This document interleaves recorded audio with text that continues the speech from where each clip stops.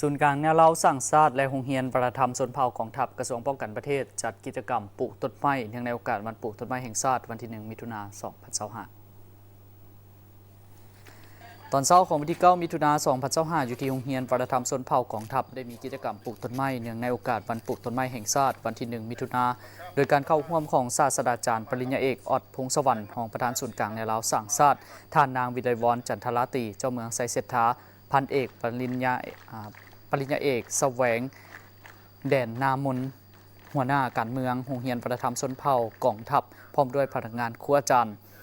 คือดังที่พวกเขาฮู้นำกันแล้วว่าวันที่ 1 มิถุนายนของทุกๆปีเป็นวันปลูกต้นไม้แห่งชาติซึ่งกงกับวันเด็กน้อยสากลเพื่อสร้างจิตสำนึกให้แก่เยาวชนและอนุชนก็คือทั่วสังคมให้เห็นได้ความสำคัญของป่าไม้การปกปักรักษาพัฒนาและนำใช้ป่าไม้ตามทิศสีเขียวและยืนยงของป่าไม้มีความสำคัญต่อกับการปกปักรักษาดินแหล่งน้ำและชีวนานาพันธุ์ให้มีความอุดมสมบูรณ์พร้อมทางลดพรผลกระทบของการเปลี่ยนแปลงของดินฟ้าอากาศซึ่งบทบาทนี้มนุษย์เฮาบ่สามารถจะเฮ็ดได้บนจิตใจเสื่อมซึมแนวทางนโยบายของพรรครัฐบาลและทางปฏิบัติให้เกิดผลตัวจริงดังคำขวัญของกองทัพประชาชนลาวว่าสร้างค่ายให้กลายเป็นค่ายเขียวสะอาดจบงามและเป็นตาหน้าอยู่